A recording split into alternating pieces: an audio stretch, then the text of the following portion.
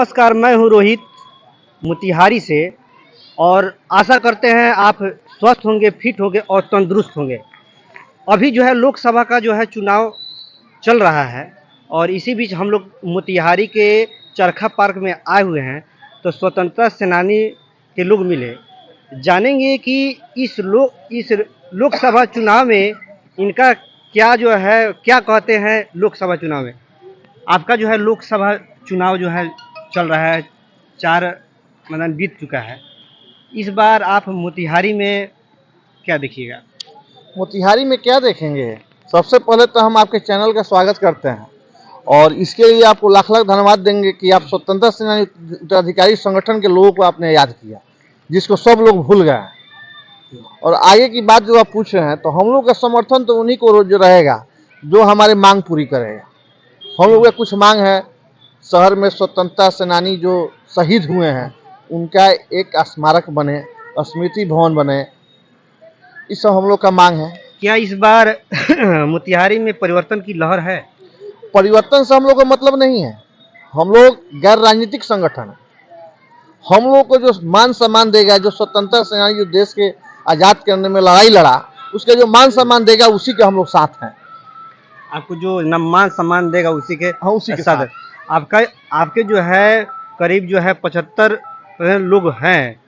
क्या इस बार इस लोकसभा चुनाव में कोई असर आपके तरफ से, आप लोग की तरफ से? अभी तक जो भी हमारे 75,000 पूरे जिला में लगभग जितने स्वतंत्रता सेनानी हैं, उनके उत्तराधिकारी, पोता पोती, पतोह बेटा, सब लोग मिलके लगभग 75 हम लोग सदस्य हैं। हम लोगों को जो मांग पूरी करेगा, जो हम लोगों को मान सम्मान देने का काम करेगा, अभी चुनाव का 10 दिन समय है, उसमें हम लोग निर्णय लेंगे कि किसका समर्थन करना। बीजेपी का जो है लोग और समर्थन कर रहे हैं कि जो है 400 के पार, इस बार 400 के पार, 400 के पार के आर या पार क्या होगा? देखिए, हम पहले तो गैर राजनीतिक संगठन के लोग हैं। पहले आपके चैनल को बहुत बहुत मैं बधाई दे देता हूं, जिससे स्वतंत्रता सेनानी परिवार को आज राजनीतिक से लेकर और सभी संगठनों ने दरकिनार कर दिया है। आपने बुलाने का कष्ट किया, इसके लिए मैं आपका स्वागत करता हूं। लेकिन हमारी जो पूर्वी चंपारण में संख्या है, तो बेतिया लोकसभा, सुगौली, रक्सौल और नरकटिया, और मोतिहारी में है, और सिहवर में जो है आपको ढाका, चिरैया, मधुबन विधानसभा इफेक्ट हम 3 लोग। क्या लग रहा है इस बार बिहार के मोतिहारी के पूर्वी चंपारण में लहर किसकी तरफ जा रही है? हम लहर के तरफ हम लोग नहीं जाते हैं। हम लोग राष्ट्र के उत्थान जो करे, जो देश की रक्षा करे, जो स्वतंत्रता सेनानी परिवार का मान सम्मान दे, जो स्वतंत्रता सेनानी जो 1700 यहाँ पर स्वतंत्रता सेनानी हैं लिस्टेड, उनका हर अंचल में, हर जिला मुख्यालय में सूचीबद्ध सूची लटकावे, उसके साथ हम लोग हैं। शहीद स्वतंत्रता सेनानी 1 दर्जन से अधिक हमारे पूर्वी चंपारण के शहीद लोग हैं, उनके स्मृति में शहीद स्मारक बनावे, स्वतंत्रता सेनानी के स्मृति में स्वतंत्रता सेनानी भवन बनावे, उसके साथ हम लोग हैं। गांधी जी 75,000 जो है आपके लोग हैं। क्या इस बार लोकसभा चुनाव में 75,000 लोग का असर दिखाई देगा? जरूर दिखाई देगा। जो हमारी मांगों का कुछ समस्याएं हैं उस पर जो चिंतन करेगा। अभी तक आप लोग के जो मांग था अभी तक जो है नहीं हो पाया है, तो नहीं हो पाया है, जिसके कारण जो है यह 75,000 लोगों का यह जो गुस्सा क्या सरकार पर पड़ सकती है या नहीं?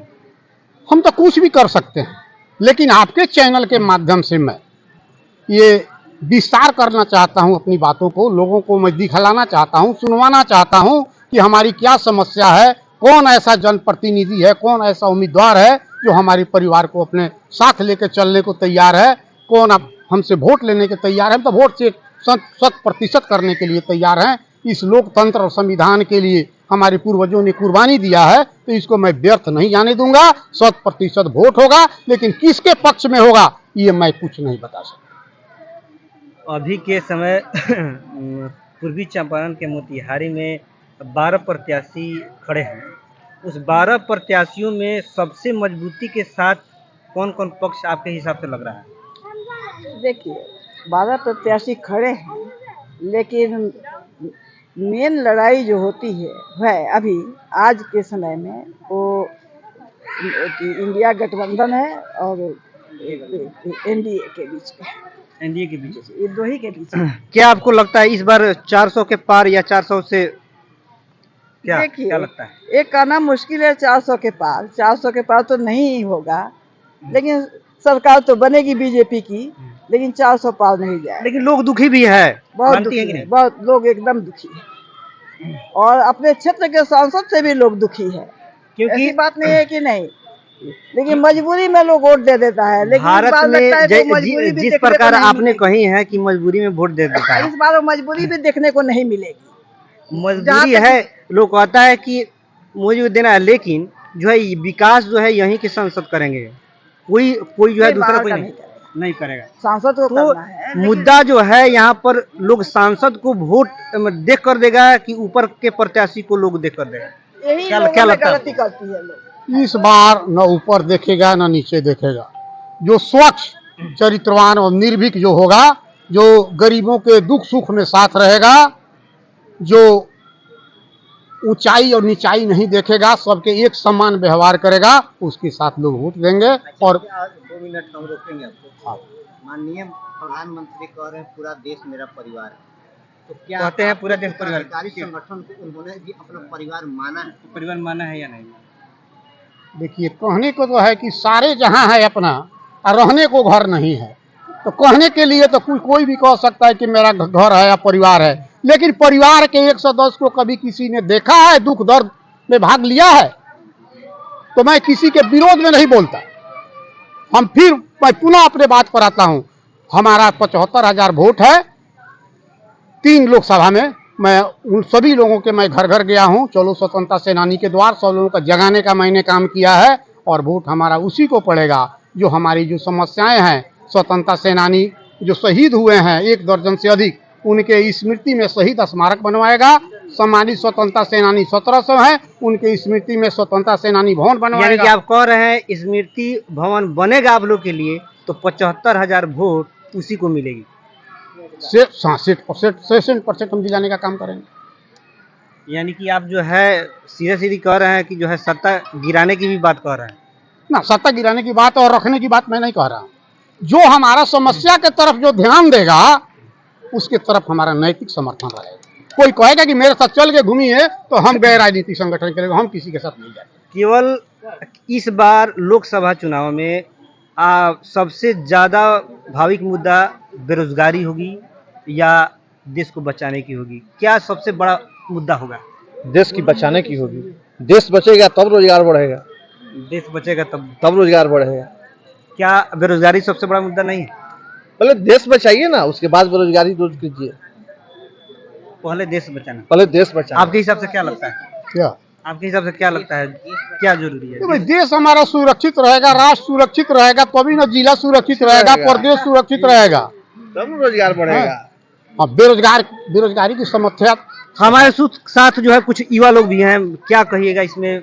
देश कुछ नहीं कहेंगे, देश बचेगा, बस बात खत्म। देश देश बचेगा। बचेगा, सरकार जिनकी है उन्हीं की सरकार रहेगी, बनेगी। 400 नहीं आए या 300 आए, जो आए सरकार बीजेपी बनाएगी, बीजेपी ही रहेगी। बीजेपी से खुश हैं? अब बीजेपी से खुश कैसे नहीं है? खुश हैं, एकदम खुश हैं अच्छा अच्छा। जी।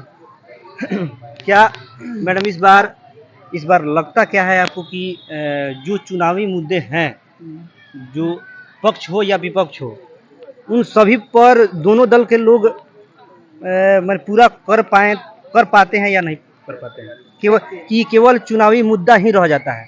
देखिए कर तो कोई नहीं पाता है, सिर्फ चुनाव कथनी करने में बहुत अंतर है। सिर्फ चुनावी मुद्दा ही रह जाता है कि वादा करते हैं लोग, और चुनाव जीतने के बाद कोई वादा नहीं आता। क्या कहिएगा सर आप इस पर जो है केवल लोग चुनाव आने पर वादे करते जाते हैं, लेकिन कोई पूरा नहीं होता? क्या कहिएगा? वादा का कोई अंत नहीं होता। मानते हैं? 100% मानते हैं। जो वादा करता है वादा करके चला जाता है। गांधी को हर कोई नमन करने आता है चंपारण की कर्म भूमि कहकर, लेकिन कोई परसेंट लोग गांधी के सपने को साकार किया है और कोई परसेंट लोगों ने जो गांधी से जुड़े स्थल को विकास के लिए इस पर लोकसभा और विधानसभा में चर्चा किया है। इस पर सर आपका क्या कहना है? क्या पूछना चाह रहे हैं? इस जो है इस बार चुनाव में असर क्या दिखाई देगा? राष्ट्रभक्त का असर दिखाई देगा। राष्ट्रभक्त का असर दिखाई देगा। राष्ट्रभक्ति जो है नजर आएगी। नजर आएगी, राष्ट्रभक्ति नजर आएगी। देखिए, सीधे तौर पर इन्होंने बोला है, इसी के साथ जो है आप देखते रहिए न्यूज़ 9 भारत लाइव, और आशा करते हैं स्वस्थ रहें और समृद्ध रहें। इसके साथ जय हिंद, जय भारत।